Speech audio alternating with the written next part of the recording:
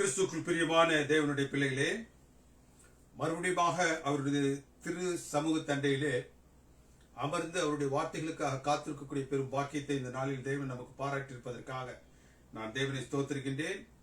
இந்த நாளின் தியானத்திற்குள்ளாக கடந்து செல்வதற்கு முன்பாக நம்முடைய சிரங்களை தாழ்த்தி அவருடைய வழிநடத்துதலுக்காக சற்று நேரம் காத்திருப்போம். எங்களை அன்பால் நேசித்து வழிநடத்தும் பரிசுத்தமிக்க பரம்பிதாவே, உடைய தூய நாமம் என்னாலும் மகிழ்ப்படுவதாக. இந்த நாளிலும் தேவரே தமது பிள்ளைகளாகிய நாங்கள் அமர்ந்து தியானிக்க இருக்கக்கூடிய இந்த வேத பகுதியை நீர் எங்களுக்கு ஆசீர்வதித்து தரும்படியாகும். ஆவியானவர் தாமே எங்களுக்கு துணை நின்று நாங்கள் கற்று செல்ல வேண்டும் என்று நீர் ஆசிக்கக்கூடிய வேத பகுதியை எங்களுக்கு விளக்கி சொல்லும்படியாகவும் எங்கள் அன்பின் தெய்வம் இந்த நேரத்தில் எங்களுக்கு இரக்கம் காண்பிக்கும்படியாக உடைய பாத்திரங்களை எங்களை ஒப்புக் கொடுக்கின்றோம்.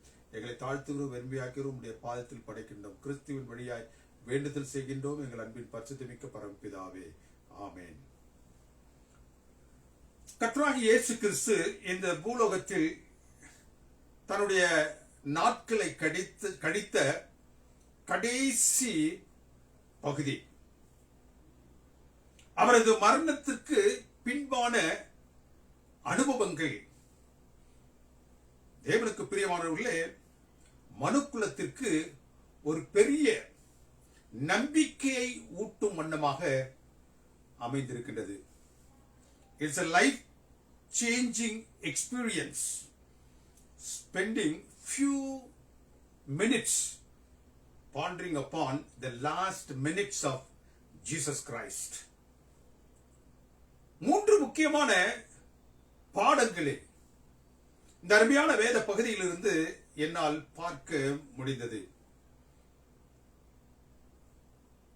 அறைவதற்காக, அவர் அடிக்கப்படுவதற்காக நியமிக்கப்பட்ட சிலுவை, அடக்கம் செய்யப்பட வேண்டும் என்பதற்காக வைத்திருந்த கல்லறை, அவர் மரித்தவுடன் அவரை சுற்றி கல்லறையில் வைப்பதற்காக வைக்கப்பட்டிருந்த துணி, இந்த மூன்றிலும் cross, tomb and burial clothes, இந்த மூன்றின் வழியாகவும் தேவன் இந்த நேரத்தில் தன்னுடைய ஆவியின் துணை கொண்டு நம்மோடு பேச இருப்பதற்காக நான் தேவனை ஸ்தோத்திரிக்கின்றேன். கிராஸ், சிலுவை, it's a tool used for cruel punishment used by Romans. ரோமர்களால் தண்டிக்கப்படுவதற்கென்று நியமிக்கப்பட்ட ஓர் டூல், சிலுவை. மரண தண்டனை பெற்றவர்களை கொடூரமான நிலையில் தண்டிப்பதற்காக ரோமர்களால் உபயோகப்படுத்தப்பட்ட ஒன்றுதான் அந்த சிலுவை. தண்டிக்கப்படக்கூடிய நபர் தண்டனை நிறைவேற்றப்பட வேண்டிய இடம் வரைக்கும் இந்த சிலுவையை அவர்களே சுமந்து செல்வது வழக்கமாக இருந்தது. தங்களை மரணத்தில் சுமக்கக்கூடிய அந்த சிலுவையை அவர்கள் சுமந்து செல்ல வேண்டும். சிலுவை என்பது ஓர் கொடூரத்தின் உச்சம், அவமானத்தின் அடையாளம்.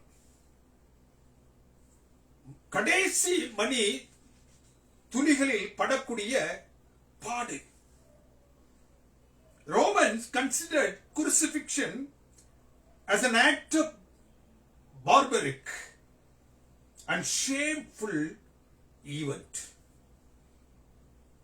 ரோமர்கள் அதை ஒரு காட்டு மிராண்டி தனம் என்றும், ஒரு மனிதன் கடந்து செல்லக்கூடிய அவமானத்தின் உச்சம் என்றும் அந்த சிலுவையையும், அந்த சிலுவையில் தன்னுடைய ஜீவனை விடக்கூடிய ஒரு அனுபவத்தையும் அவர்கள் கணித்தார்கள். ரோம பிரஜைகளுக்கு அந்த சிலுவை மரணம் வந்துவிடக் கூடாது என்பதற்காக அவர்கள் எல்லா சட்டத்தையும் சரியான நிலையில் அவர்களுக்கு ஏதுவாக அவர்கள் வகுத்து வைத்திருந்தார்கள். Jews viewed crucifixion as a curse. யூதர்கள் அதை சாபமாக, சிலுவையையும் சிலுவையில் மரிப்பதையும் அவர்கள் ஒரு சாபமாக கருதினார்கள். பாகவத்தின் புத்தகம் 21வது அதிகாரம் 23வது வசனம் என்ன சொல்லுகிறது? கொலைக்கு நியமிக்கப்பட்ட ஒருவன் அது நிறைவேற்றப்படும் பொழுது அவன் சரீரம் மரத்தில் தொங்கல் ஆகாது. அப்படி அவன் தொங்குவான் என்றால் அவன் தேவனால் சபிக்கப்பட்டவன். ஒரு மனிதனுடைய உடல் மரத்தில் தொங்குகின்றது என்றால் அது அந்த தேசத்தையே தீட்டுப்படுத்திவிடும் என்று பழைய ஏற்பாட்டின் காலத்தில் அது வகுக்கப்பட்டிருந்துச்சு. கலாத்திரியர் எழுதின நிருபத்தில் பவுலார் 3வது அதிகாரம் 13வது வசனத்தில் மரத்திலே தூக்கப்பட்ட எவனும் சபிக்கப்பட்டவன், cursed man. இந்த crucifixion literally means to die on the cross. சிலுவை பற்றிய இந்த உபதேசம்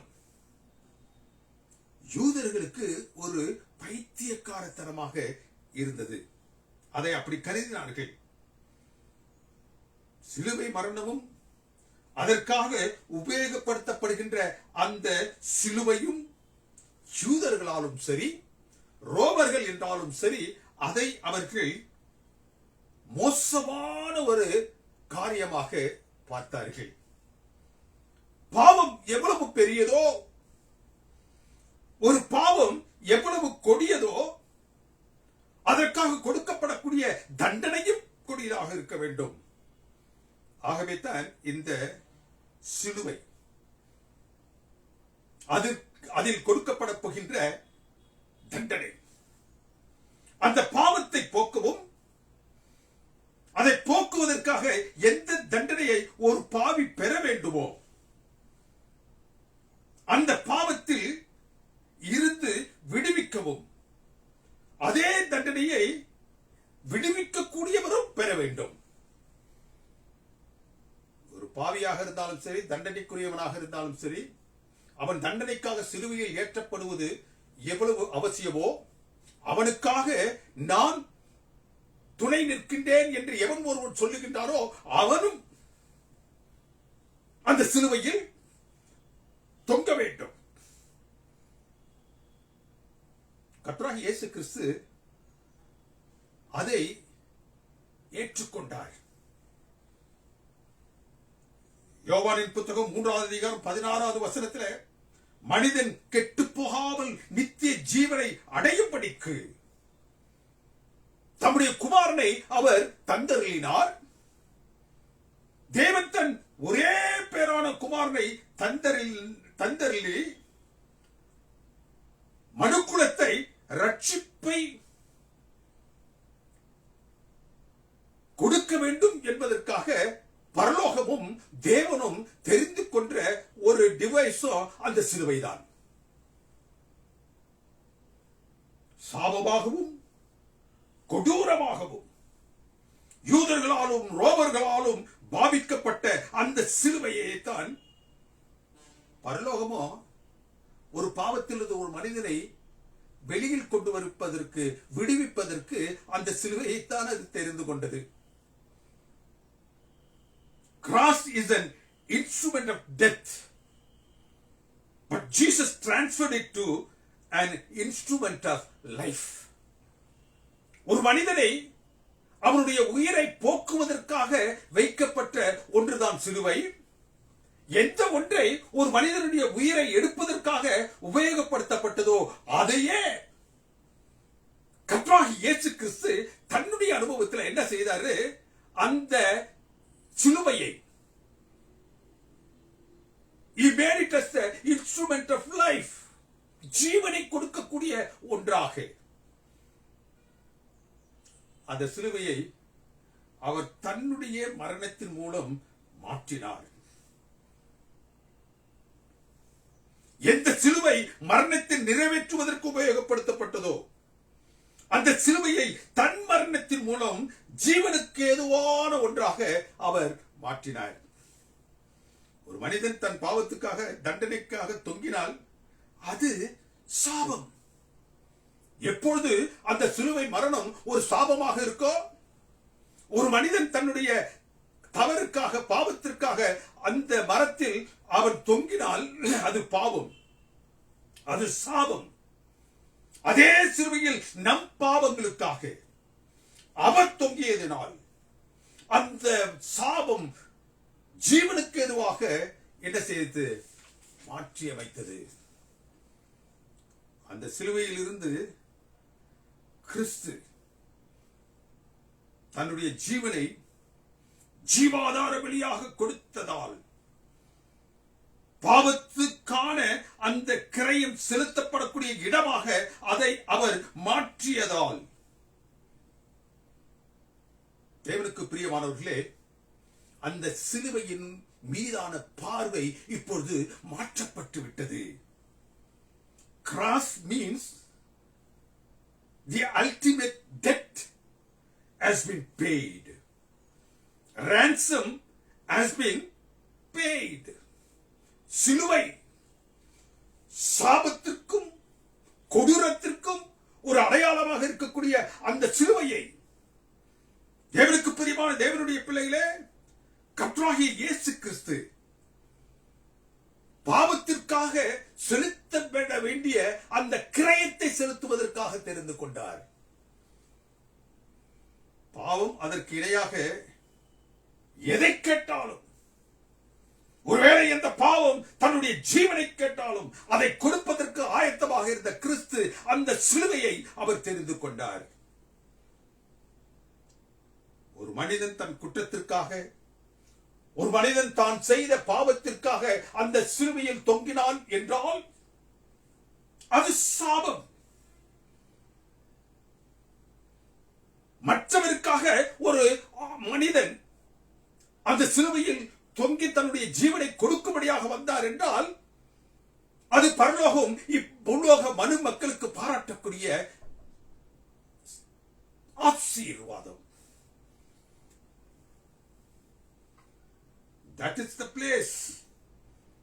The sin has been forever atoned. சிலுவைத்தான் தேவனுக்கு பிரியமானவர்களே பாவம் நிவர்த்திக்கப்படும் அளவிற்கு உயர்த்தப்பட்ட ஒன்று. Christ changes the focus that we have on cross. எந்த நிலையில் நீங்களும் நானும் அந்த சிலுவையை பார்க்கின்றோமோ அந்த நிலையை இப்பொழுது கர்த்தராகிய இயேசு கிறிஸ்து மாற்றி அமைக்கின்றார். From death, from curse, he is changing to a redemption. He is changing that to forgiveness. He is changing that to a new life through faith. மரணத்தையும் சாபத்தையும் மீட்பு, மன்னிப்பு மற்றும் விசுவாசத்தால் பெறக்கூடிய புதிய ஜீவனுக்கு இணையாக அவர் மாற்றினார். கிறிஸ்து தன் சிலுவை மரணத்தின் மூலம் மனுக்குலத்திற்கு ஒரு பெரிய நன்மையை உண்டாக்கினார். என்ன நன்மை? How did he make the cross into a great blessing to his children? பாவத்தின் விளைவாகிய மரணத்தை தான் சந்தித்து அதிலிருந்து மனுக்குலத்தை மீட்கும்படியாக அவர் அந்த சிலுவையை உபயோகித்தார். ரோமருக்கு எழுதின நிருபம் 6வது அதிகாரம் 23வது வசனத்தில் பவுலர் பேசுகின்றார். இந்த சிலுவை, the cross deals with sin and its consequences. பாவத்தின் விளைவுகளை அவர் சிலுவை மரணத்தின் மூலமாக சந்தித்தார். என்னவெல்லாம் அந்த பாவம் கொண்டு வர முடியுமோ, எந்த காரியத்தை எல்லாம் அந்த பாவத்தின் மூலமாக, தேவனுக்கு பிரியமானவர்களே, மனுக்குலம் சந்திக்கவோ அவற்றை எல்லாம் அவர் சந்தித்தார். இரண்டாவதாக, it delivers us from God's wrath. பாவத்தின் மீதான தேவனுடைய கோபாக்கிரியை கிறிஸ்து சந்திப்பதற்கு தெரிந்து கொண்ட இடம் அந்த சிலுவை. பாவத்தின் மூலமாக புறம்பாக தள்ளப்பட்ட மனுக்குலம் தேவனோடு ஒப்புரமாக வேண்டும் என்றால் அதற்கு ஒரு காரியம் இடையில் செய்யப்பட வேண்டும். அந்த பாவம் மன்னிக்க பெறுவதற்கான ஒரு சூழலை உண்டாக்க வேண்டும். அந்த பாவங்கள் மன்னிக்கப்படும்படியான சூழலை உருவாக்கி தேவனோடு மனுக்குலத்தை ஒப்புரவாக்குவதற்காக கர்த்தராகிய இயேசு கிறிஸ்து அந்த சிலுவையை ஏற்றுக்கொண்டார். சாபமாக இருந்த சிலுவையை தேவனோடு நீங்களும் நானும் ஒப்புரவாகுவதற்கு ஏதுவாக மாற்றினார். கொலோசியரின் புத்தகம் 1ஆம் அதிகாரம் 14ஆவது வசனத்தில் கிறிஸ்துவின் இரத்தத்திலே பாவ மன்னிப்பாகிய மீட்பு நமக்கு உண்டாயிற்று. கர்த்தராகிய இயேசு கிறிஸ்து அதை அந்த சிலுவை மரத்தில் செய்தார். அந்த சிலுவை மீட்பின் சின்னமாக அதை அவர் மாற்றினார். சாபத்தின் சின்னமாக இருக்கக்கூடிய அந்த சிலுவையை அவர் மீட்பின் சின்னமாக அவர் மாற்றினார். எபிரேயர் 9:22 ரத்தம் சிந்துதல் இல்லாமல் பாவ மன்னிப்பு இல்லை. அந்த ரத்தம் சிந்துவதற்கான ஒரு ஸ்தலமாக, ரத்தம் சிந்தப்படுவதற்கான ஒரு இடமாக அந்த சிலுவையை கர்த்தராகிய இயேசு கிறிஸ்து மாற்றினார். எபிரேயர் 2:14-15 என்ன சொல்லுகிறது? மரணத்திற்கு அதிபதியாகிய பிசாசானவரை அழிப்பதற்கு அவர் தெரிந்து கொண்ட இடம் அந்த சிலுவை. That is where Satan is defeated. சத்துருவாகிய சாத்தானுடைய தலையை நசுக்குவதற்கு எந்த ஒன்றை இந்த உலகம் சிலுவையின் மூலமாக சாபமாக கண்டதோ அந்த சிலுவையை அவர் சத்துருவாகிய சாத்தானுடைய தலையை நசுக்குவதற்காக தெரிந்து கொண்டார். ஜீவகாலம் முழுவதும் நம்மை அடிமைப்படுத்திக் கொண்டிருக்கும் மரண பயம், அந்த மரண பயத்திலிருந்து உங்களையும் என்னையும் அவருடைய மரணத்தின் மூலமாக விடுவிப்பதற்காக அந்த சிலுவையை அவர் தெரிந்து கொண்டார். ஏசாயாவின் புத்தகம் 53ஆம் அதிகாரம் 5ஆவது வசனம் இப்படியாக சொல்கிறது, it brings physical healing. அவரது தழும்புகளாலே நீங்களும் நானும் குணமாகிறோம்.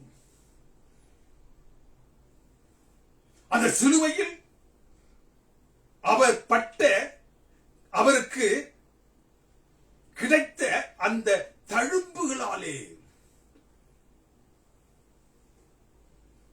நம்முடைய மீறுதல்களின் நிமித்தம் அவர் காயப்பட்டு, நம்முடைய அக்கிரமங்களின் நிமித்தம் நாம் நொறுக்கப்பட வேண்டியதாக இருந்ததனால் நமக்கு சமாதானத்தை உண்டு பண்ண பாவம் கொடுக்கக்கூடிய அந்த ஆக்கினையை அவர் சுமந்தார். நம்முடைய மீறுதல் நிமித்தம் அவர் காயப்பட்டார், நம்முடைய அக்கிரமங்களின் நிமித்தம் அவர் நொறுக்கப்பட்டார். நமக்கு சமாதானம் உண்டுபட வேண்டும் என்பதற்காக அவை இரண்டையும் அவர் பெற்றதினால், அந்த ஆக்கிரியை அவர் சுமந்ததினால், அதனால் ஏற்படக்கூடிய அந்த தழும்புகள் இருக்கிறது அல்லவா, உங்களுக்காகவும் எனக்காகவும் பட்ட பாடுகளில் இருந்து வெளிப்பட்ட அந்த தழும்புகளின் மூலமாக அவர் என்ன செய்கிறாரா, உங்களுக்கும் எனக்கும் சுகத்தை கொடுக்கின்றார். அவருடைய தழும்புகளினால் நாம் சுகமாக்கப்படுகின்றோம். இவற்றை நிறைவேற்றுவதற்காக சிலுவையையும் அதில் ஏற்படக்கூடிய மரணத்தையும் அவர் என்ன செய்தாரு? தேவனுக்கு பிரியமானவர்களே, குணமாக்குதலுக்காக நமக்கு அவர் பட்டார். ரோமருக்கு எழுதின நிருபம் 5வது அதிகாரம் 10வது வசனத்தில் சிலுவை பற்றி சொல்லும் பொழுது, it reconciles unto God unto others. ஒப்புரவாக்குகின்றது. தேவனையும் நம்மையும், பாவிகளாகிய நம்மையும் பரிசுத்தமான தேவனையும் ஒரு நேர்கோட்டில் கொண்டு சேர்ப்பதற்கு கர்த்தராகிய இயேசு கிறிஸ்து தெரிந்து கொண்ட ஒரு டிவைஸ் தான் அந்த சிலுவை. It is a vicarious suffering. நாம் அந்த சிலுவையில் அடைக்கப்பட்டு நம்முடைய பாவங்களுக்காக அந்த தண்டனையை பெற வேண்டிய இடத்தில் எனக்காக, உங்களுக்காக, உங்களுடைய பாவமும் என்னுடைய பாவமும் மன்னிக்கப்பட வேண்டும் என்பதற்காக தேவனுக்கு பிரியமானவர்களே, கர்த்தராகிய இயேசு கிறிஸ்து தெரிந்து கொண்ட அந்த டிவைஸ் தான் சிலுவை. பாவத்தினால் ஏற்படக்கூடிய விளைவை நாம் சந்திக்க வேண்டியிருக்க, அதை சந்திக்கும் இடமாக சிலுவையை அவர் பார்த்தார், உபயோகித்தார். தேவனுக்கு பிரியமான தேவனுடைய பிள்ளைகளே, ரோமர்களாலும் யூதர்களாலும் அது ஒரு இழிவான அனுபவம், அது ஒரு காட்டும் பிராண்டித்தனமான அனுபவம், சாபக்கேடான ஒரு அனுபவம் என்று சிலுவையையும் சிலுவையினுடைய அந்த மரணத்தையும் குறித்து அவர்கள் பேசிக் கொண்டிருக்கும் பொழுது, கர்த்தராகிய இயேசு கிறிஸ்து அந்த சிலுவையை தன்னுடைய கரத்தில் பற்றியவராக அடியோடு அந்த தாற்பயத்தை மாற்றி மரணத்தையும் சாபத்தையும் நமக்காக சந்திக்கும் இடமாக அந்த சிலுவையை மாற்றினார்.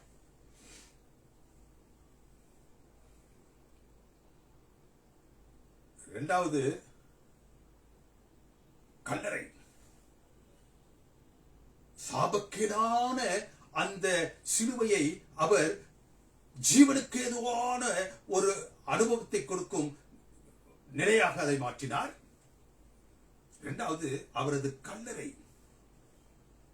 எனக்கு பிரியமானவர்களே, கருவறையில் இருந்து வரக்கூடிய யாவரும் சென்று சேரக்கூடிய இடம் கல்லறை.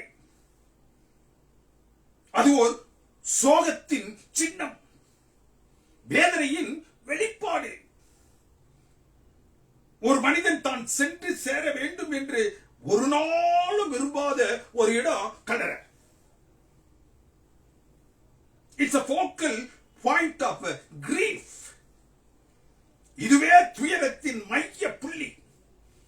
ஒரு மனிதனுடைய வாழ்க்கையில் கல்லறை என்பது சோகத்தின், துயரத்தின் மைய புள்ளி. இப்பூ உலகில் மனிதன் தன் வாழ்வில் கடைசியாக சந்திக்கக்கூடிய இடம். கிறிஸ்து தன் கல்லறையின் மூலமாக மனித சிந்தனையில் இருக்கக்கூடிய அந்த கல்லறை குறித்த தாக்கத்தை இப்பொழுது மாற்றுகின்றார். It changes the sight of grave. மூடி இருக்கும் கல்லறைகள் மத்தியில திறந்து காணப்படும் ஒரே கல்லறை கிறிஸ்துவின் கல்லறை. Why? The grave is different from all the other graves that we find in this world.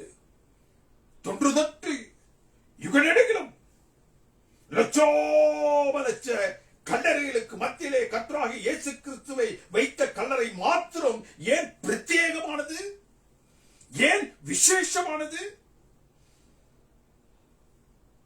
Christ's grave centers on his emptiness, which demonstrates Jesus' victory over death. கிறிஸ்துவனுடைய கல்லறை மாத்திரம் இந்த உலகத்தில் காணப்படக்கூடிய கோடான கோடி கல்லறைகளுக்கு மத்தியில விசேஷமானது. அது காலியாக இருப்பதினால், திறந்து காணப்படுவதனால், திறந்த கல்லறையாக அது காணப்படுவதனால், திறந்த கல்லறை, காலியாக இருக்கக்கூடிய கல்லறை எதை குறிக்கின்றது? It demonstrates Jesus' victory over death. கர்த்தராகிய இயேசு கிறிஸ்து மரணத்தை ஜெயம் கொண்டார் என்று காண்பிப்பதற்காக அந்த கல்லறை தன்னுடைய கதவை திறந்து காண்பித்துக் கொண்டிருக்கிறது. I was not able to hold him. அந்த கல்லறை சொல்லுது, என்னை அவரால் என்ன செய்ய முடியவில்லை, பிடித்து வைக்க முடியவில்லை என்னுள். தேவனுடைய பிள்ளைகளுக்கு பரம் பாராட்டக்கூடிய நித்திய ஜீவனை அது குறிக்கிறது. It secures the hope of eternal life for the believers.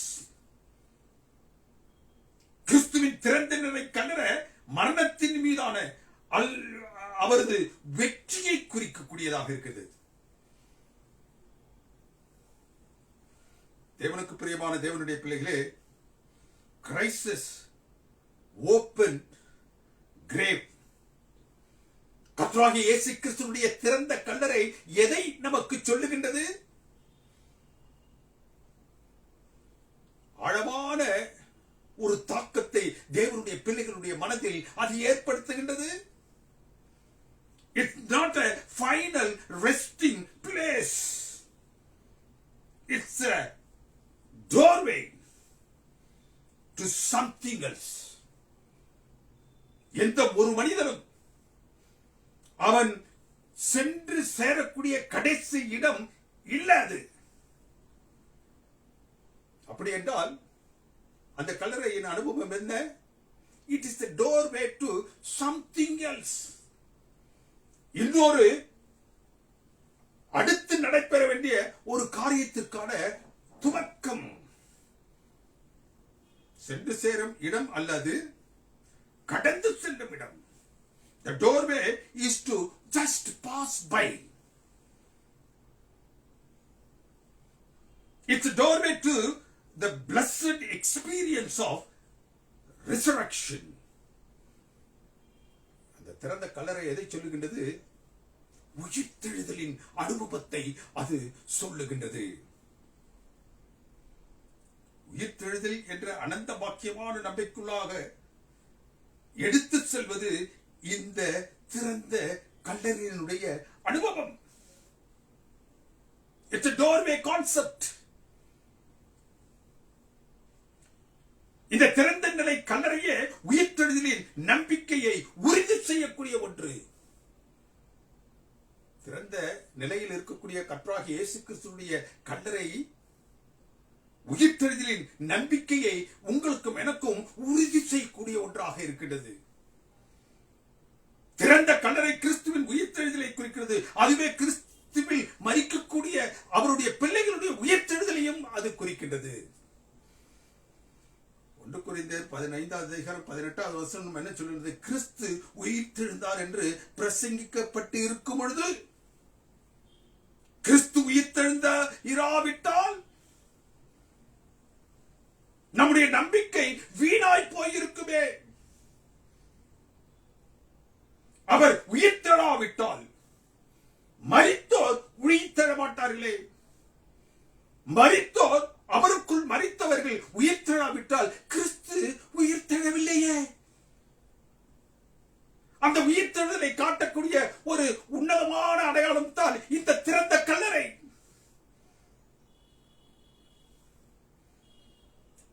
கிறிஸ்து எழுந்தார் என்பதற்கு அந்த திறந்த கல்லறை, கிறிஸ்துக்குள் மரித்தோர் எழும்புவார் என்பதற்கும் ஆதாரம், அடிப்படை, அதுவே நம்பிக்கை. எதுவே நம்பிக்கை? அந்த திறந்த கல்லறை. அந்த திறந்த கல்லறை கிறிஸ்துவின் கல்லறை திறந்த ஒன்றாக இல்லாது இருந்திருக்கும் என்றால், if it was not opened grave, என்ன இருக்கும்? இந்த உயிர்த்தெழுதலுடைய சத்தியம் பொய்த்து போயிருக்கும். இந்த உயிர்த்தெழுதல் என்பதுதான் கிறிஸ்துவத்திற்கு அடிப்படை.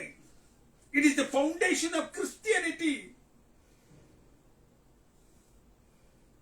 தேவனுக்கு பிரியமானவர்களே, இந்த அனுபவத்தை நான் அப்படியே தியானித்துக் கொண்டு வரும்பொழுது, கிறிஸ்து அடக்கம் செய்யப்பட்ட 3வது நாளில் அவரை காணும்படியாக பெண்களும் அவரது சீடர்களும் வந்தார்கள். அங்கு திறக்கப்பட்டிருந்த கல்லறையை கண்டார்கள். அந்த கல்லறைக்கு அருகிலே உலாவிக் கொண்டிருக்கக்கூடிய கிறிஸ்துவையும் கண்டார்கள். இதுவே உயிர்த்தெழுதலின் சத்தியம், இதுவே உயிர்த்தெழுதலின் நம்பிக்கை. அவைகள் உறுதி செய்யப்படுவதற்கான அடையாளம். Open grave talks about the believer's victory over sin and death. திறந்த நிலை கல்லறை ஒரு கிறிஸ்தவனுடைய பாவம், மரணம், அதன் மீதாக அவன் பெறக்கூடிய வெற்றியை குறித்து பேசுகின்றது. It signifies that for believers death is not an end but transition to eternal life. இந்த திறந்த கல்லறை என்ன சொல்லுகின்றது? ஒரு கிறிஸ்தவனுக்கு அது கடைசி நிலை அல்ல, அது ஒரு முடிவு அல்ல. அதற்கு பிறகாக பரலோகம் அவனுக்கு கொடுக்கக்கூடிய அந்த நித்தியத்தை அது காட்டுகின்றது. Empty tomb represents the spiritual death of our old sinful nature. இந்த திறந்த கல்லறை என்ன சொல்லுகின்றது? ஆவிக்குரிய நிலையில பழைய பாவ சுவாபத்திற்கு மரித்து கிறிஸ்துவுக்குள்ளாக ஒரு புதிய வாழ்க்கைக்குள்ளாக கடந்து செல்கின்றோம் என்பதை அது சொல்லுகின்றது. Death is not a terminus point. It is the way through. மரணம் என்பது ஒருவனுக்கு அவன் அடைய வேண்டிய கடைசி நிலை அல்ல, கடந்து செல்ல வேண்டிய ஒரு பாதை. கிறிஸ்துவனுடைய கல்லறை அதைத்தான் கூறிற்று. கல்லறையை குறித்து பயந்து கொண்டிருந்த நாட்களில் எல்லா கல்லறைகளும் மூடப்பட்டிருந்த அந்த சூழலில் ஒரு கல்லறை மாத்திரம் திறந்து அதில் அடக்கம் செய்யப்பட்ட கிறிஸ்து உயிர்த்தார் என்று சொல்லிக் கொண்டிருக்கின்றது என்றால், தேவனுக்கு பிரியமானவர்களே, அந்த கல்லறை, மரணம், இவற்றை எல்லாம் மிகவும் மோசமான நிலையில் நீங்களும் நானும் பார்த்துக் கொண்டிருக்கும் பொழுது அவற்றை எல்லாம் இப்பொழுது மாற்றுகின்றார் கிறிஸ்து. அந்த கல்லறையின் அனுபவத்தின் உள்ளாக அவர் கடந்து சென்று மரணத்தை ஜெயித்து வெற்றி சிறந்தவராக அவர் எழுப்பியதின் மூலமாக அந்த கல்லறையை சாபத்திற்குரிய ஒன்றாக அவர் காணவில்லை, தேவனுடைய ஆசிற்குள்ளாக ஒன்றாக அவர் அதை நமக்கு உண்டாக வைக்கின்றார். சிலுவை அப்படிதான் பண்ணாரு. சாபத்திற்கு ஈடாக தண்டனைக்கடுத்த ஒரு கருவியாக அதை பார்த்துக் கொண்டிருந்த நாட்களில் அவர் அதில் தன்னுடைய ஜீவனை கொடுத்து அதை நித்தியத்திற்குள்ளான ஒரு பாதையாக மாற்றினார். அதே போன்று தேவனுக்கு பிரியமான தேவனுடைய பிள்ளைகளே, இந்த கல்லறையையும் இந்த கல்லறை அனுபவத்தையும் அவர் என்ன செய்தார்? மாற்றி போட்டார். மூன்றாவதாக folded clothes. கிறிஸ்து வைக்கப்பட்ட கல்லறையில் அவரை காணவில்லை என்றதோ மகதலேனா மரியாளும் மற்ற மரியாளும் சீடர்களோடு மற்ற மரியாளும் அந்த செய்தி சீடர்களிடத்தில் கூறுவண்ணமாக அவர்கள் சென்றார்கள். அவரிடத்தில் சொன்ன பிறகு கிறிஸ்துவின் கல்லறை அங்கு திறந்து கிடக்கிறது. கர்த்தராகிய இயேசு கிறிஸ்துவை யாரோ களவாடி சென்று விட்டார்கள், அவர் அங்கு இல்லை. பதற்றத்தோடும் வேகத்தோடும் ஓடி வருகிறான். முதலாவது இந்த பேதுரு ஓடி வந்து கொண்டிருக்கின்றான். ஆனால் அந்த செய்தியை கேட்ட மாத்திரத்தில் தானே யோவான் என்ன செய்கின்றான்? அவனையும் முந்திக் கொண்டு முதலாவது அந்த அந்த கல்லறைக்குள்ளாக அவன் சென்று அங்கு பார்க்கின்றான். அதிசயம்! அவரை சுற்றி வைக்கப்பட்டிருந்த சீலையும் அவரது தலையை கட்டி வைத்திருந்த அந்த துண்டையும் அவன் அங்கு பார்க்கின்றான். They were neatly folded and kept. ஒழுங்காக அவைகள் மடிக்கப்பட்டு ஒரு இடத்தில் வைக்கப்பட்டிருந்துச்சு.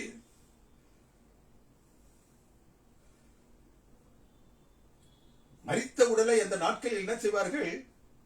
ஒரு சீலையினால், ஒரு துணியினால் இறுக கட்டுவார்கள்.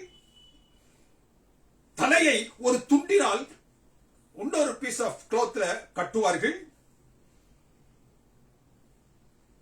இங்கு அந்த சீடர்கள் தலையை குனிந்து அந்த இதை பார்க்கும்பொழுது அந்த துணி, அந்த சீலை மடித்து வைக்கப்பட்டிருந்தது, ஒழுங்காக மடிக்கப்பட்டு இருந்தது.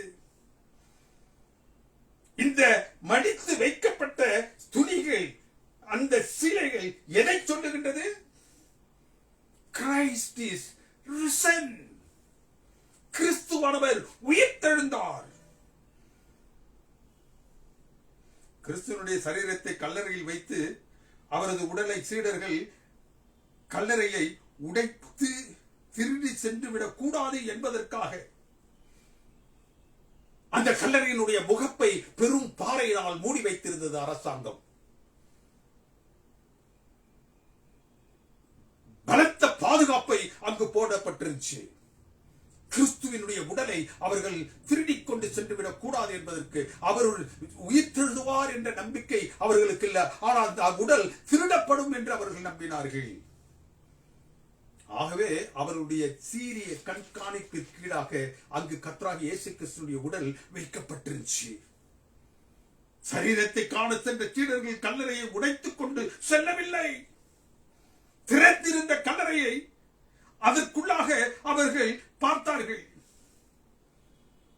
அது உள்பக்கமாக திறக்கப்பட்டு இருந்துச்சு, வெளிப்பக்கமாக திறக்கப்பட்டல்ல. ஒருவேளை வெளிப்புறமாக திறக்கப்பட்டிருந்துச்சுன்னா யாரோ போய் ஏதோ செய்திருப்பார்கள் என்று அர்த்தம். ஆனால் அந்த அந்த கல்லறை உட்பக்கமாக திறக்கப்பட்டிருந்துச்சு. That means அங்கு கல்லறையில் வைக்கப்பட்டவரால், தேவனுக்கு பிரியமானவர்களே, அவர் வெளியில் வருவதற்காக அவருடைய முயற்சியால், பரலோகத்தின் துணையால் அது திறக்கப்பட்டிருந்துச்சு. தூதர்களால், பரலோகத்தின் தூதனால் அந்த பாறை புரட்டப்பட்டிருந்துச்சு. உடைக்கப்பட்ட கல்லறையில் முகப்பும் மடித்து ஒழுங்காக வைக்கப்பட்டிருந்த அவரை சுற்றி வைத்திருந்த வெள்ளிய வஸ்திரமும் ஒரு மகத்தான செய்தியை தேவனுக்கு பிரியமானவர்களே உங்களுக்கும் எனக்கும் சொல்லுகின்றது. என்ன செய்தி? He was not rescued.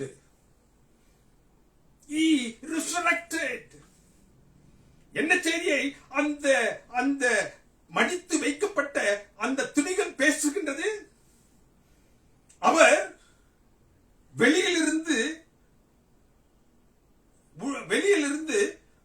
உள்ளே இருந்து வெளியே கொண்டு வரப்படவில்லை. He was not rescued out. அவர் வெளியே கொண்டு வரப்படவில்லை. அவர் உயிர்த்தெழுந்து அவராக வெளியில் வந்தார் என்பதை அந்த மடித்து வைக்கப்பட்ட அந்த துணிகள் சொல்லிற்று. கர்த்தராகிய இயேசு கிறிஸ்து சொன்னார், நான் என் ஜீவனை அவர்களால் என்ன செய்ய முடியாது, எடுக்க முடியாது. நான் என்னுடைய ஜீவனை நானாகத்தான் கொடுப்பேன். அவராக கொடுப்பது தான், அந்த ஜீவன் தான் பலி. பிறரால் எடுக்கப்படுவது கொலை. It was a borrowed tomb. இன்னொரு ரகசியத்தை சொல்லுது, திறந்த கல்லறை அது ஒருவரிடத்திலிருந்து கடனாக பெறப்பட்டது. For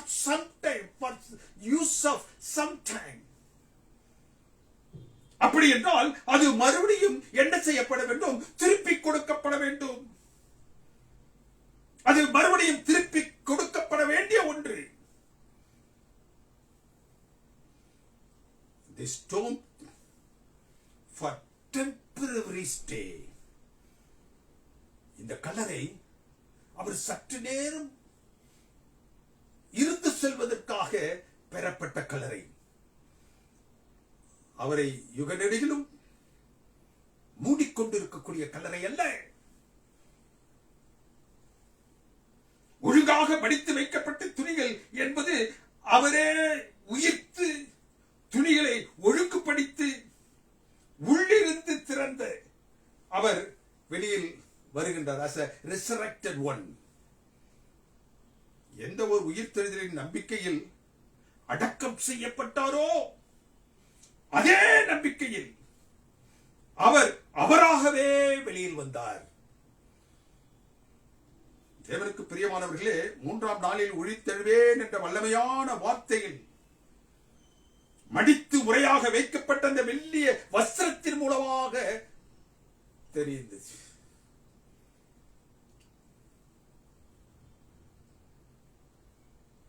கிரேக்க முறைப்படி சரீரத்தை என்ன செய்வாங்களா? மம்மிஃபை பண்ணுவாங்க, பதப்படுத்துவார்கள். என்ன செய்வாங்க?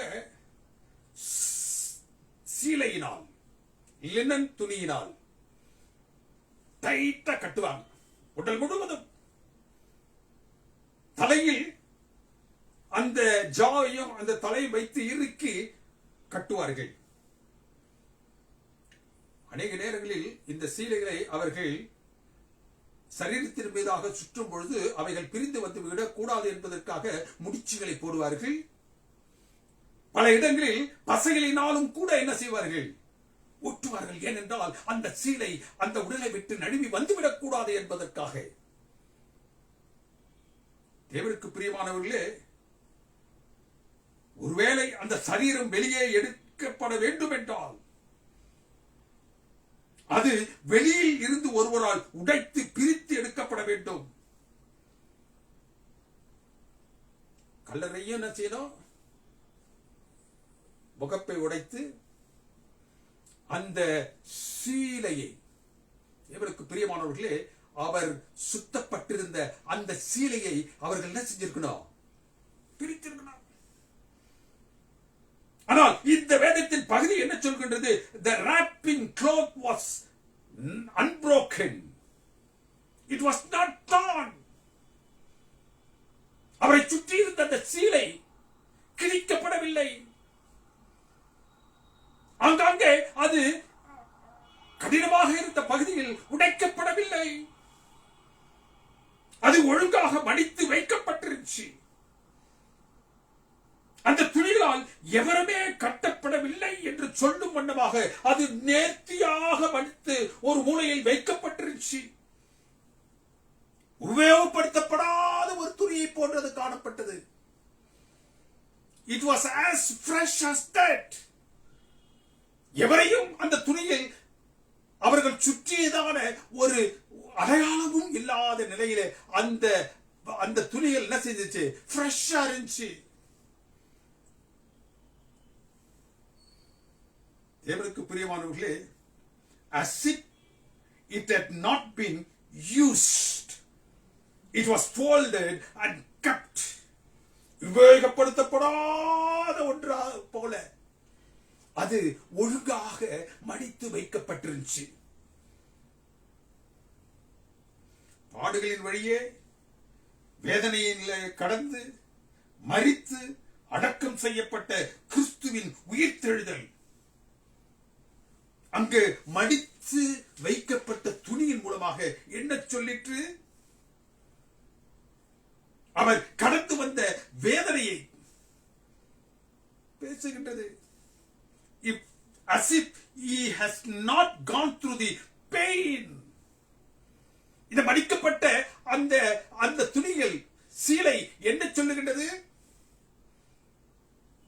அவர் பட்ட அந்த பாடுகள், வேதனை, சரீர வலி, இவைகள் எதுவுமே அவருக்கு நடந்திருக்கவில்லை என்பது போல அது மடித்து வைக்கப்பட்டிருந்துச்சு.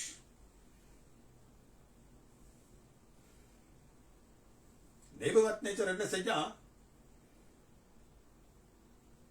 தன்னை வணங்காத எபிரேய வாலிபர்களை சாத்ராக், மேஷாக், ஆபேத்நேகோவை எரிகிற சூளையில போட்டான்.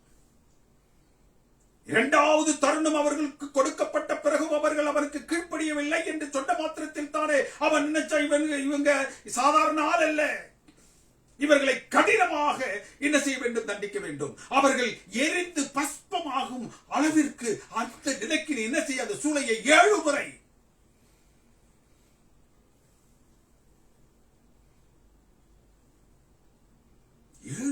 சூடாக்கப்பட்ட அந்த அக்கினி சூளையிலிருந்து இந்த சாத்ராக், மேஷாக், ஆபேத்நேகோவோடு வேறொரு நபரையும் கண்ட அந்த அந்த அரசன் என்ன செய்கின்றான், நேபுகாத்நேச்சர் அவர்களை வெளியில் அடைக்கின்றான். வெளியில மறுபடியும் 3 பேரா வந்துட்டாங்க.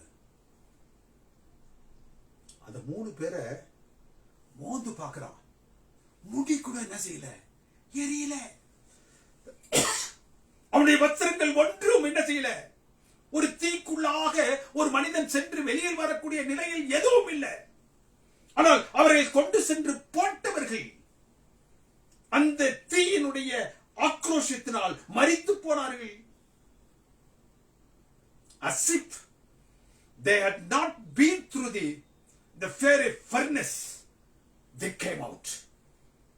கர்த்தராகிய இயேசு கிறிஸ்துவும் தேவனுக்கு பிரியமானவர்களே, அந்த கல்லறைக்குள்ளாக அவர் செல்லும் பொழுது அவர் பட்ட பாடுகள், வேதனைகள், நிந்தைகள், அவமானங்கள் எல்லாவற்றையும் தாங்கியவராக அவர் அந்த கல்லறைக்குள்ளாக கடந்து வரும் பொழுது அந்த மடிக்கப்பட்ட அந்த துணிகள் என்ன சொல்லுகின்றது, அந்த வலி, வேதனை இதெல்லாம் அவருக்கு இல்லாதது போல் காணப்பட்டது. When you believe in the Lord, தேவனில் நீங்கள் விசுவாசித்து அவருடைய பிள்ளைகளாக உங்களை நீங்கள் காத்துக் கொள்ளும் பொழுது, நீங்கள் கடந்து செல்லக்கூடிய பாதையில் எவ்வளவு கரடுமுரடான நிலையில் காணப்பட்டாலும் அவைகள் எல்லாம் உங்களுடைய வாழ்க்கையின் அனுபவங்களாக இல்லாதது போன்ற நிலையில் அவைகளுக்கு மத்தியில் உங்களையும் என்னையும் அந்த பரலோகத்தின் தேவன் வழிநடத்தி வருகின்றார். He was waiting on a witness. அடுத்து அந்த வேதத்தின் பகுதி என்ன சொல்லுகின்றது,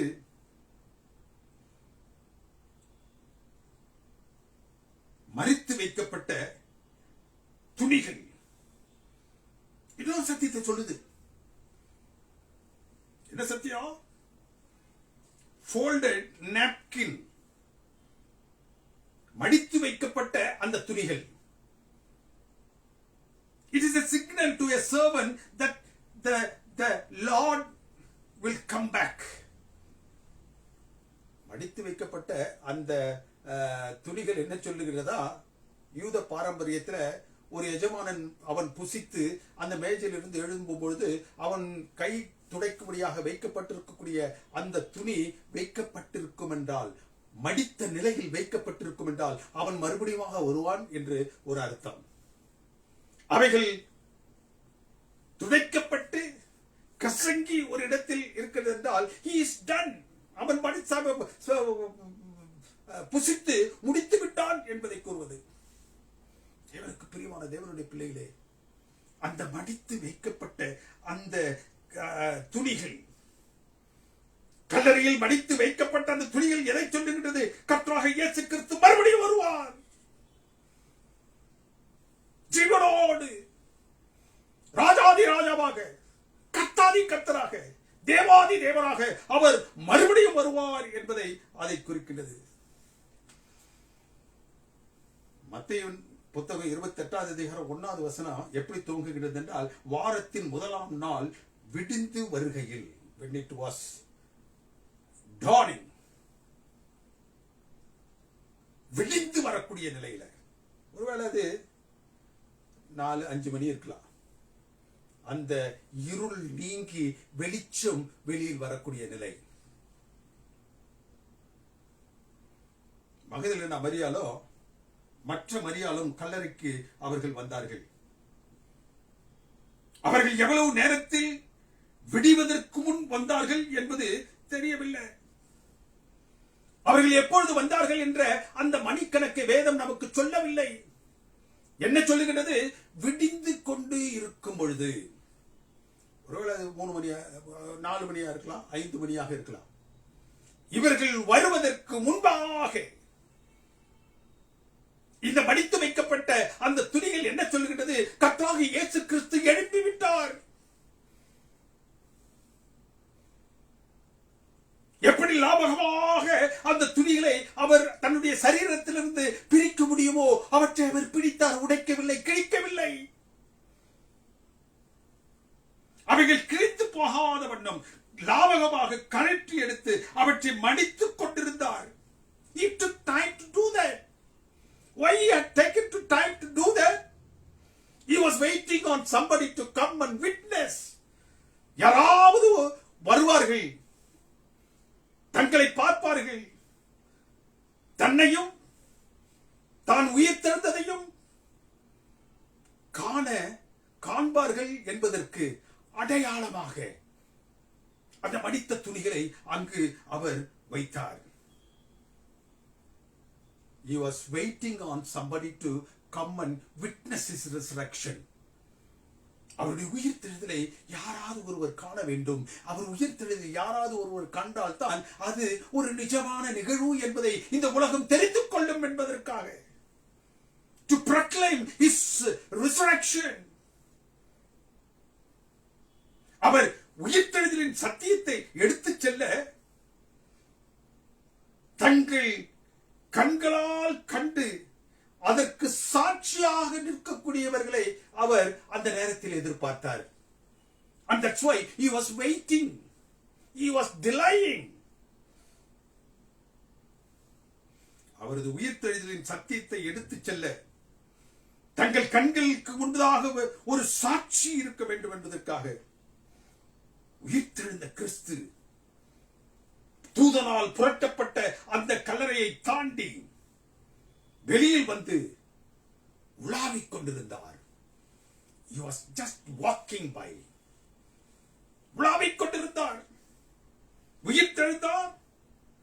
தன்னை சுற்றி இருக்கக்கூடிய அந்த சீலைகளை கழற்றி ஒரு இடத்தில் அதை நேர்த்தியாக வைத்துவிட்டு இப்பொழுது அவர் என்ன செய்யறார்? வெளியில் வந்து என்ன செய்யறாரு? நடந்து கொண்டிருக்கின்றார். தேவனுக்கு பிரியமான தேவனுடைய பிள்ளைகளே, அவரை காண ஓடி வந்து கொண்டிருக்கக்கூடிய சீஷர்களை இவர் காண வேண்டும் என்பதற்காக. He wanted to meet them outside of the grave. He wanted them to see the open grave. He wanted them to see the folded clothes. சிலுவையை அவர்கள் கண்டார்கள். அவருடைய உயிர் அவரை விட்டு பிரியக்கூடிய அந்த நிலையில் நேரத்தில் அவர் பட்ட அவஸ்தைகளை எல்லாம் பார்த்தார்கள். இப்பொழுது அவர்கள் அவரை பார்க்கும் வண்ணமாக, உயிர்த்தெழுதலை காண்பிக்கும் வண்ணமாக அந்த சுற்றி இருந்த சீலைகள் மடிக்க வைக்கப்பட்டிருக்கின்றது. மறுபடியும் நான் வருவேன் என்ற ஒரு ஆதாரத்தை அவர்களுக்கு சொல்லும்படியாக. To tell them that he is risen, to tell them about the resurrection which is real. அவர் தன் உயிர்த்தெழுதலை தன் கண்களால் யாராவது காண வேண்டும் என்று வாஞ்சித்தார். அங்கு யார் வந்தது? உயிர்த்தெழுதலின் மகத்தான அந்த செய்தியை தாங்குவதற்கு, அவர் உயிர்த்தெழுந்தார் என்பதை முதலாவது பார்ப்பதற்கு அங்கு யார் வந்தார்? தேவனுக்கு பிரியமானவர்களே, மகதலேனா மரியாள். Who is she? 7 பிசாசுக்களை அவளிடமாக இருந்து அவர் வெளியேற்றினார். பிசாசு பிடியில் இருந்த 7 பிசாசுகளின் ஆதிக்கத்தில் இருந்த ஒருவர் அங்கு வர வேண்டும் என்பதற்காக அவர் காத்துக் கொண்டிருந்தார். தேவனுக்கு பிரியமான தேவனுடைய பிள்ளைகளே, அவள் வர வேண்டும் என்பதற்காக அவர் காத்துக் கொண்டிருந்தார். யார் அவள்? பிசாசு பிடியினால் பீடிக்கப்பட்டிருந்த ஒரு மோசமான ஸ்திரீ. அந்த மகதலேனா மரியாளுக்காக அவர் காத்திருப்பார் என்றால், அவளுக்காகவே அவர் காத்திருப்பார் என்றால், நமக்காக ஏன் அவளுக்காக அவர் காத்திருந்தால்? தன்னுடைய அந்த உயிர்த்தெழுதலின் செய்தியை அவள் கொண்டு செல்ல வேண்டும் என்பதற்காக. The ordained disciples were far away. தூரத்தில் இருக்கக்கூடிய அந்த அபிஷேகப்பட்ட சீடர்களுக்கு சொல்ல வேண்டும், உலகிற்கு அதை பிரகடனப்படுத்த வேண்டும் என்பதற்காக. அந்த மகதலேனாவுக்காக அவர் காத்திருந்தார். தேவனுக்கு பிரியமான தேவனுடைய பிள்ளைகளை, இந்த நாட்களிலும் கர்த்தராகிய இயேசு கிறிஸ்து பரலோகத்தில் இருந்து வெளிப்பட்டு இங்கு வருவதற்காக காத்து கொண்டு இருக்கிறார். யாருக்காக? அவர் உயிர்த்தார் என்ற செய்தியை சொல்வதற்காக, மகதலேனா மரியாளுக்காக அவர் காத்திருந்தது போன்று, நான் வருகின்றேன் என்ற செய்தியை இந்த உலகத்திற்கு சொல்வதற்காக, உங்களுக்காகவும் எனக்காகவும் அவர் காத்துக் கொண்டிருக்கின்றார். தேவனுக்கு பிரியமான தேவனுடைய பிள்ளைகளே, சிலுவை ஒரு கோரமான மரணத்தை கொடுக்கக்கூடிய ஒரு மோசமான கருவி. அதை ரட்சிப்புக்கு ஏதுவான ஒன்றாக அதை அவர் தன்னுடைய மரணத்தின் மூலம் மாற்றினார். கல்லறை ஒரு மனிதனுடைய கடைசி பாயிண்ட் ஆஃப் லைஃப். அவன் இந்த உலகத்தில் கடைசியாக சென்று சேரக்கூடிய இடம் என்று சொல்லக்கூடிய அந்த கல்லறையை கடந்து செல்லக்கூடிய பாதையாக மாற்றினார். தேவனுக்கு பிரியமானவர்களே, அந்த கல்லறை அவனை அடக்கி வைத்திருக்க வேண்டிய நிலையில அவர் தன்னுடைய உயிர்த்தெழுதல் நிமித்தம் அந்த கல்லறையை பிளந்து வெளியில் வந்தது ஒன்று. தேவனுக்கு பிரியமானவர்களே, அந்த கல்லறைகளையும் திறக்கும் என்ற சத்தியத்தை இந்த பூவுலகிற்கு சொல்லுவதற்காக எந்த தேவனுடைய பிள்ளைகளையும் அந்த கல்லறைகள் என்ன செய்ய முடியாது, தனக்குள் அடக்கி வைத்துக் கொண்டிருக்க முடியாது என்பதை சொல்லுவதற்காக திறந்த கல்லறையின் அனுபவத்தையும் அவர் அங்கு வைத்திருந்தார்.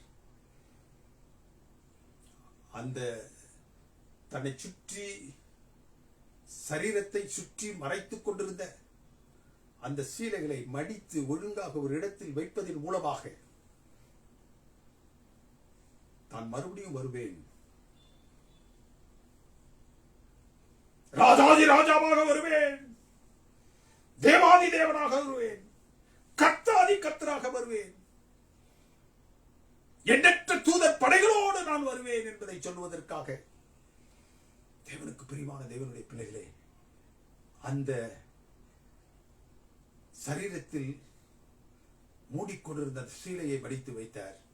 அவருடைய சிரசை கட்டிக்கொண்டிருந்த அந்த துண்டை அவர் மடித்து வைத்தார், மறுபடியும் வருவேன் என்று சொல்வதற்காக. மகதலேனா மரியாளுக்காக காத்திருந்த அந்த கிறிஸ்து, அவள் வருவாள், இந்த செய்தியை கொண்டு செல்வாள் என்று காத்திருந்த அந்த கிறிஸ்து இப்பொழுது நமக்காக காத்துக் கொண்டிருக்கின்றார். உயிர்த்தெழுதலின் செய்தியை அவள் கொண்டு செல்வாள் என்று காத்திருந்த கர்த்தராகிய இயேசு கிறிஸ்து இப்பொழுது தன்னுடைய வருகையின் செய்தியை கொண்டு செல்வார்கள் என்று உங்களுக்காகவும் எனக்காகவும் அவர் காத்துக் கொண்டிருக்கின்றார். எந்த நிலையிலும் அவர் வந்து விடுவார் என்பதை சொல்லுவதற்காக அவர் நம்மை அழைத்து நமக்காக காத்துக் கொண்டிருக்கின்றார்.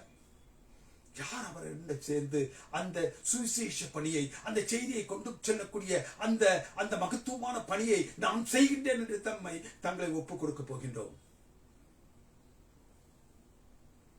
கர்த்தராகிய இயேசு கிறிஸ்து சீக்கிரமாக வரப்போகின்றார். அதை இந்த 3 அடையாளங்களும் நமக்கு சொல்லுகின்றது. நம்முடைய பாவங்களிலிருந்து நம்மை மீட்பதற்காக அவர் சிலுவை மரணத்தை ஏற்றுக்கொண்டார். நமக்கு ரட்சிப்பின் மகத்துவமான அனுபவம் கிடைக்கும் என்பதை காட்டுவதற்காக அவர் கல்லறையை திறந்த நிலையில் வைத்திருக்கின்றார். நான் மறுபடியும் வருவேன் என்பதை சொல்வதற்காக அவருடைய அந்த உடலில் சுற்றப்பட்டிருந்த சவத்துணிகளை என்ன செய்தார்? நேர்த்தியாக வடித்து வைத்திருந்தார். மறுபடியும் வருவேன் என்பதை சொல்லுவதற்காக அந்த கர்த்தராகிய இயேசு கிறிஸ்து சீக்கிரமாக வரப்போகின்றார்.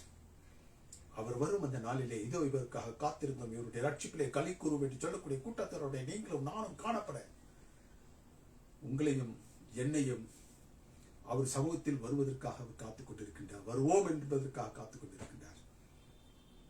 அவர் வரும் அந்த நாளிலே எதிர்வருக்காக காத்திருந்தோம், இவருடைய ரட்சிப்பிலே களி கூறும் என்று சொல்லக்கூடிய கூட்டத்தாருடைய நாம் காணப்பட வேண்டும். அவர் நம்முடைய கரத்தில் கொடுத்திருக்கக்கூடிய இந்த சுவிசேஷத்தின் மூலமாக இந்த உலகத்தின் மக்கள் அனைவரும் காணப்பட வேண்டும் என்பதற்காக அவர் நமக்காக காத்துக் கொண்டிருக்கின்றார். சீக்கிரமாக வரப்போகின்றார். தெய்வம் தாமே உங்கள் ஒவ்வொருவரையும் ஆசீர்வதித்து வழிநடத்துவராக. எங்களை அன்பால் நேசித்து வழிநடத்தும் பரிசுத்தமிக்க பரமபிதாவே, உங்களுடைய தூய நாமம் எந்நாளும் மகிமைப்படுவதாக. இந்த நாளிலும் தேவரீர் உங்களுடைய தீவிர சமூகத்தில் உங்களுடைய பிள்ளைகளாகிய நாங்கள் எங்களை படைத்து நிற்கின்றோம். எங்களுடைய வாழ்க்கையில் எதுவெல்லாம் இந்த உலகத்தில் மோசமானது, சாபக்கேடானது என்று எங்களை பயமுறுத்தி கொடுத்திருக்கிறதோ அவற்றை எல்லாம் எங்களுக்காக உம்முடைய உயிரை நீர் நீர்த்து அவைகளை எங்களுடைய வாழ்க்கையில் நாங்கள் கடந்து செல்ல பாதைகளாகவும், அவைகளை எங்களுடைய வாழ்க்கையில் நாங்கள் உம்முடைய திரு சமூகத்திலிருந்து பெறக்கூடிய ரட்சிப்பின் பாதையாகவும் காணும்படியாக நீர் செய்த தயவிற்காக நன்றி செலுத்துகிறோம் சுவாமி. இந்த வேளையிலும் உங்களுடைய சமூகத்தில் எங்களை நாங்கள் படைக்கின்றோம். தேவரீர் நீர் சீக்கிரமாக வரப்போகின்றீர். உங்களுடைய வருகை நாள் சீக்கிரமாக காணப்பட இதனால் எங்கள் அன்பின் தெய்வமே நீர் எங்களை பிரத்யேகப்படுத்தி எங்களை விசேஷப்படுத்தி உடைய வருகையின் தூதை மற்றவர்களுக்கு சொல்லுவதற்கு ஏதுவாக எங்களை நீர் அழைத்திருப்பதற்காக உங்களுக்கு நன்றி செலுத்துகின்றோம். ஆம், கர்த்தராகிய இயேசு கிறிஸ்து சீக்கிரமாக வரப்போகின்றார். அந்த வருகையை நான் சம்பவிப்பதற்கு முன்னதாக நம்முடைய கரங்களில் தேவன் தாமே கிருபை பாராட்டி கொடுத்திருக்கக்கூடிய இந்த சத்தியத்தை மற்றவர்களோடு பகிர்ந்து கொண்டு அவர் வரும் அந்த நாளில் இது ஒரு காத்திருந்தும் இவருடைய ரட்சிப்பிலே களி கூறும் என்று சொல்லக்கூடிய கூட்டத்தாருடைய நாம் அனைவரும் காணப்படக்கூடிய பெரும் பாக்கியத்தை நமக்கு தேவன் தந்தரல. கிறிஸ்துவ நாமத்தினால் ஜெபிக்கிறேன் எங்கள் அன்பின் பரிசுத்தமிக்க பரமபிதாவே, ஆமென்.